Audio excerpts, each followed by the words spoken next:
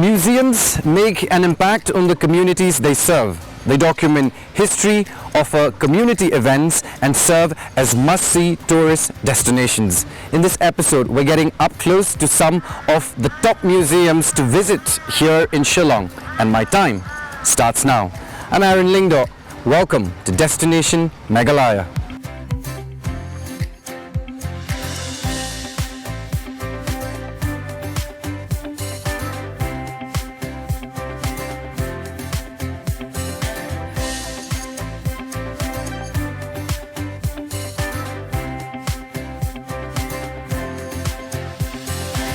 My first stop is a one-of-a-kind attraction, the Ever Living Museum, located right here in town. Through its distinctive collection of antiques, traditional tools and weapons, including rare photos, paintings and manuscripts, this museum highlights the rich legacy of the state of Meghalaya. Well, it is housed in a historic structure that has been exquisitely renovated, and I cannot wait to take you in. Ever Living Museum is a private museum nestled in Maushabut area of Shillong, Meghalaya. Established in 2015, it is a private initiative owned by Mr. Kinteubor War. The museum is divided into three sections. The first comprises the heritage section, which is also the main part of the museum.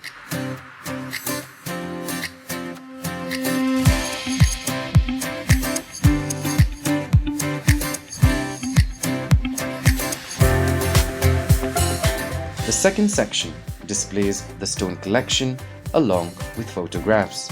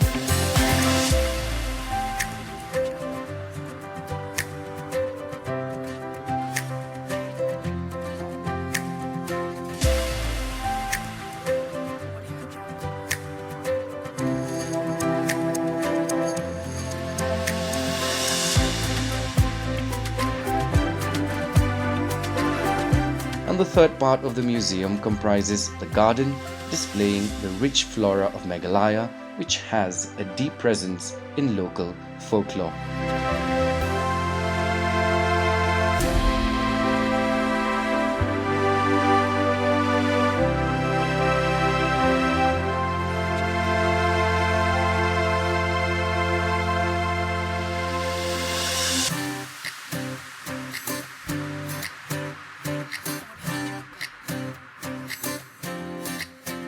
At the age of 10, I started collecting stones. Right. When I was with my parents at Mission Maukar. So, because my father used to take us to the villages at those ages. So, that it impressed me to collect more stones from the rivers, from the streams, from the hills. And then I saw the beauty of nature in those areas, and then the beauty of the cultures. So at the age of 12, I start collection of the coins. It was 1 paisa, 1 anna. And then with my preservation in the box, aluminum box, the lock and key, my grandmother gifted to me the 10 rupees, 3 10 rupees note and 1 5 rupees note of 1937-43. That showing the photo of the King George VI, father of Queen Elizabeth. So it was very precious and it was very rare, and it's costing, the 10 rupees costing more than 5,000 and 5 rupees costing more than 2,500. So that inspired me to go further. It started pretty early. Right. How did you come up with this idea to create this museum then? Initially, after just my passion to collect. Then later on, after collecting so many things, so it make me to think about showcasing these items to the people of the world. So I struggle. Then with the help of God, I got the land I purchased the land at a very cheap price, not this land but the other lands. Then I sold at very high price. So that it helped me to promote this museum. Right. So what are some of the displays that we can find here that people should not miss when they come and visit this museum? Apart from the materials like antiques, stones, coins, I'm having a garden of 90 species of wild orchid. Wow. 90 species. So that's the only garden in Meghalaya, and 44 species of wildflowers, and 19 species of wild ferns, and then the garden of wild fruits and the local fruits. So sir, in your opinion, what needs to be done to maximize the impact of museums on local culture, to preserve local culture and attract tourists? I told people who came here, and even when I travel all over Meghalaya, because I used to help the villages in promoting the tourist spots, I told them, come on, please preserve the anything old things, artifacts or cultures, anything.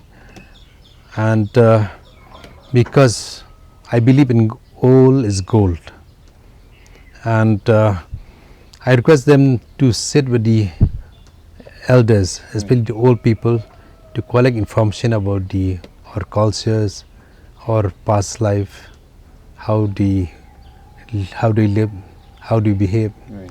So in that way we can showcase to the world that the tribes of Meghalaya, we are very rich in cultures and everything. So sir, for the benefit of the viewers, is the museum open on all days? What's the visiting time? Visiting time is from 10 to 6 in the summer and 10 to 5 in the winter. And we open all throughout the week except on Monday. Right. Because more visitors on Sunday. So we need cleaning and looking after the garden. Right.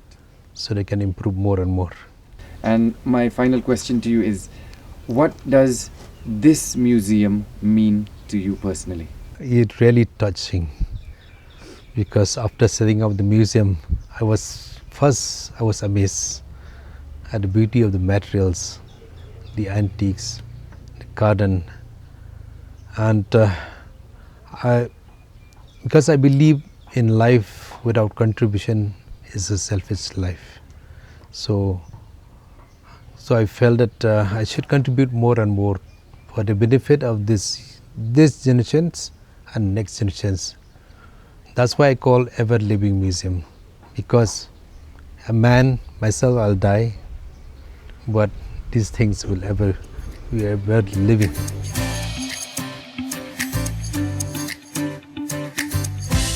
The Ever Living Museum is indeed a testimony of one's love for nature, tradition, culture and heritage. For me, the Ever Living Museum is the heartbeat of culture and heritage. Now, speaking of culture and heritage, my next stop offers insights into the rich tradition and identity of the tribes of Meghalaya.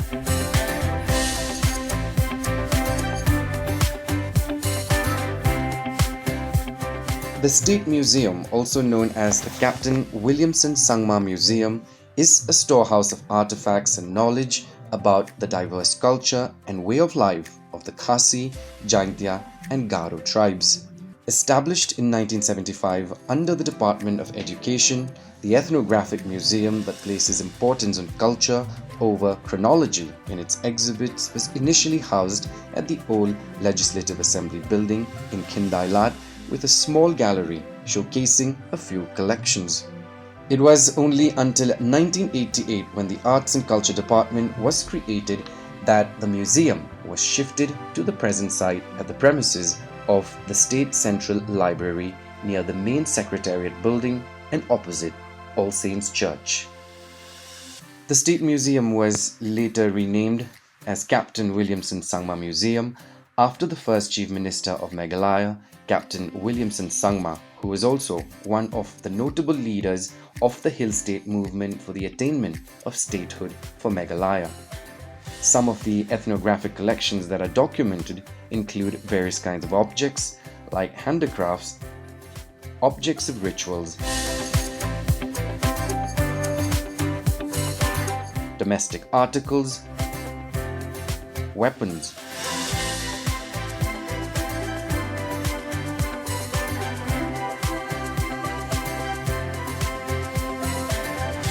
pieces of jewelry, costumes, and so on.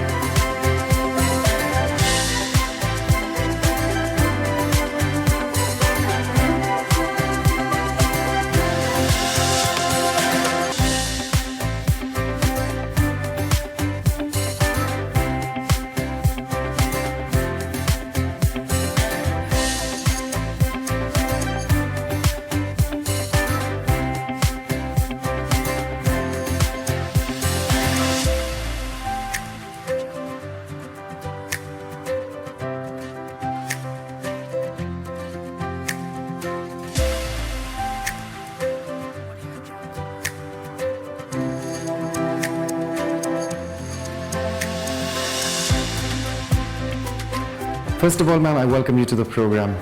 Thank you. What makes Captain Williamson Sangma Museum so unique?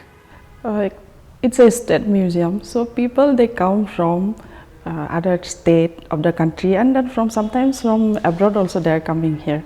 So they can learn here, see the traditional of Garo Khasi Jaintias, seeing that traditional dresses and their way of living, carving, and then like how they cultivate all those. It is depicting here only in one place, so that if they go to the field, it will be easy for them. Yes. So what's the visiting time here, ma'am? 10 to 5. And then that would be Monday to Friday, and then other of like state holidays it's closed. So, ma'am, the museum here has two main galleries. the Khasi and Jaintia Gallery, and then we have the Garo Gallery. So what display can one find here in the museum? Besides that, we have other galleries also, paintings and music, traditional music instruments. Right. And then other things like we keep few all stone things, butterfly.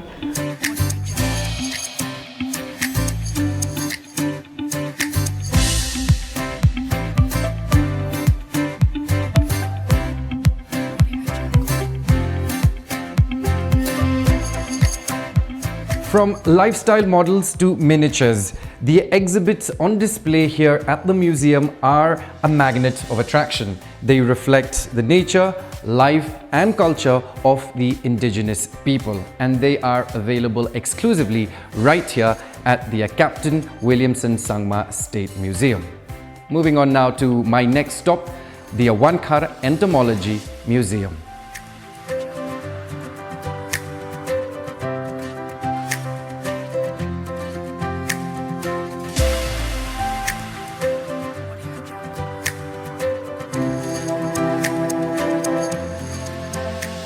Mr. S.K. Sarkar, a naturalist, a pioneer in the field of entomology, was the founder of the Awankar Entomology Museum, also known as Butterfly Museum, which houses a rich collection of over 1,600 different types of butterflies and moths from all over the world. He was born on 15th April 1905 and married a Khasi woman, Mrs. Rosalie Awankar. The couple contributed immensely to the museum. A self-taught man, Mr. Sarkar loves the wild and amassed an impressive collection. Most of the species collected are from the Khasi and Jaintia hills in northeast India, alongside species from across the globe. The species have been personally collected by Mr. Sarkar in the 1930s, preserved and stored properly. After the species have been carefully preserved and set, they are arranged in the cabinet made of wood with a glass lid. The bottom is lined with cork over which thin white paper or cloth is pasted to keep up the mites, and a lump of camphor is placed in the corner of the cabinet. As the collection grew over the years, he decided to display his collection to the public, students and tourists from all over the world. The museum was opened to the public in 1973, a private museum owned and maintained by the Awankar family. Mr. Sarkar's name entered the book Little or Unknown About Asia, written by Charles Alexander of Amherst University, Massachusetts in 1935. Unfortunately, Mr. Sarkar, his wife and son, Mr. D. Awankar, passed away. They were responsible in bringing this museum to life, an asset to the family, a legacy one should respect and maintain. The museum is dedicated to the memory of Mr. Sarkar, his wife and son, who devoted their lives towards this museum, which is of great value and a real treat for visitors.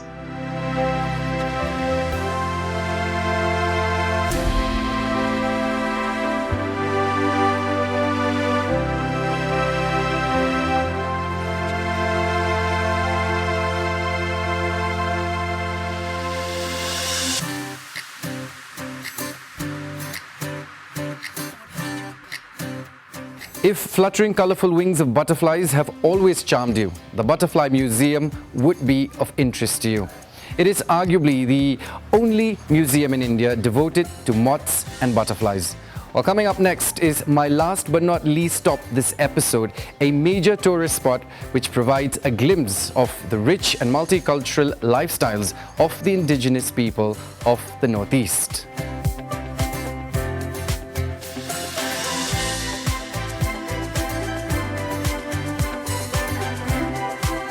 Enter a realm of Northeast culture and traditional knowledge at the Don Bosco Museum at Maulai Hutmuri in Shillong. The museum is part of a much wider reality known as DBCIC, or Don Bosco Center for Indigenous Cultures.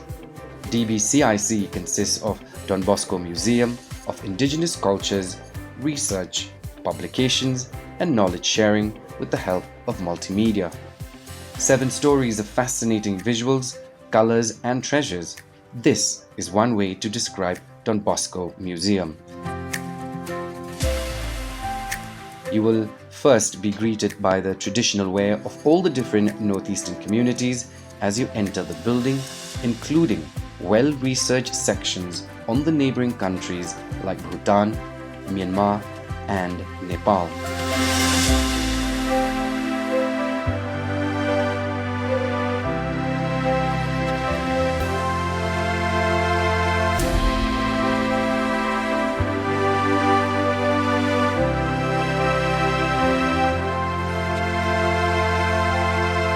The photography section is loaded with rare photos.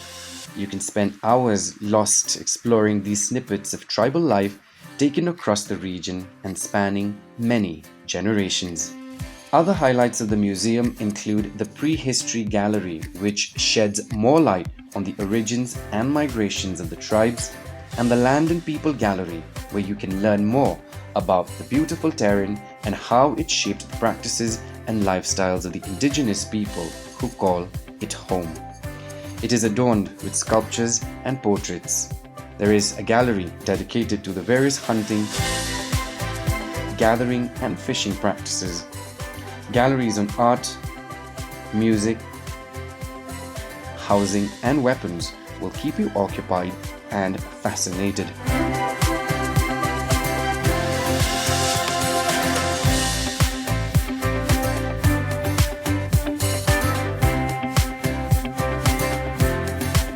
The Bosco Museum began its journey way back in 1994 when the foundation was laid. It took more than 6 years. Then after 2000, gradually it was open to public.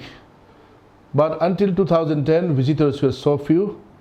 In 2010, Mrs. Sonia Gandhi inaugurated this museum solemnly. And at the moment we have 20 people working together. We have 3 religious sisters, 16 lay persons at this moment. It's nice to work together, and the success of this museum is exactly coming from the teamwork. Most people appreciate the architecture. When Father Sebastian Temple, the founding director, thought of this gathering materials for indigenous cultures of Northeast, Father traveled at least 2-3 times even to Europe, in particular to Germany, to study the architecture. So we employed the best architects, experts in order to build this 7-story structure. Don Bosco Museum is unique in the first place because under one roof you can visit the entire Northeast, practically the entire tribes. Naturally, it is a process. It is still growing, and we are working to have more and more tribes and also have write-up. Don Bosco Museum is also famous because it is a research center on indigenous cultures. We have our own publication where experts, persons who are doctors or research students, also publish their research papers. So it's not just a museum where we have collection of things, it's also a research center where serious research is done on various tribes, and in this way we are contributing to the society and also to preserve the rich heritage and cultures of Northeast. Hangni po museum jenging idon baro kadon hinyo mala kumba fitip hinyo mala kadon armalang idon shatrai sarmalang idon shalor ki kamera baro keba kibri ki haban rung ban pek kidon khat hinyo tuli nakawi ke kamera sakawi ke kamera kan hajing tre jonga hagani po museum absence nam nilai kindu sibun ke gi barhoi nama ki tourist ki bawan hangni ome tana po Shillong lani India lani wat nasabar kiri jonga pertai nila panang back from all over the country people they have come and visit this place mo te baro akibri ki bawan hi undan iwe ban ong ba ki kimi tanat ka museum they are all interested but they are really appreciated kidaya ro asisa ya ka ege jiru spa ka jonga culture ka bagi dan poka museum ka jongi kan hawade ka por bangi pli kalong Monday hadu Saturday kamat sining kong hadu sisajan naru ka por khandai steng step last entry ka day sau shiteng ka day ka por liur Kad baka portalang pat lasin tu kedai lai shiteng. Kemudian kibri kebukwa ban pe ke museum janmit untuk kiriman poi swai ka sausteng. Da pala de ka sausteng kemudian ngimla ban pedung su kibri. Nomor kim dan por su iban pe. Nama tangban su ya klemieng ru sigenta steng kan simpor be. Dada observe ya suki pe tu pe bini kemudian kuno argenta is the minimum ban simpor ye museum.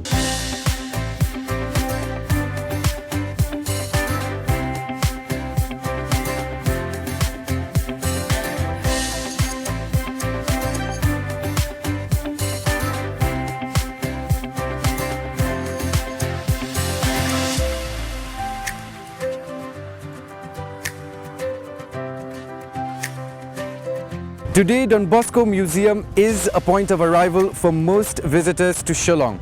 The museum caters to individuals of all age groups, and people are happy to visit the museum since in it they get a feel of all the 8 states of the Northeast.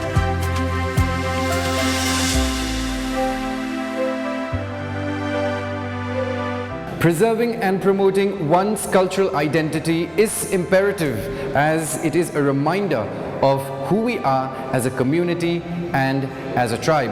And a repository such as a museum is one center that allows us to go on a trip down memory lane. I'm Aaron Lingdor. This is Destination Meghalaya. Until we meet next episode, goodbye.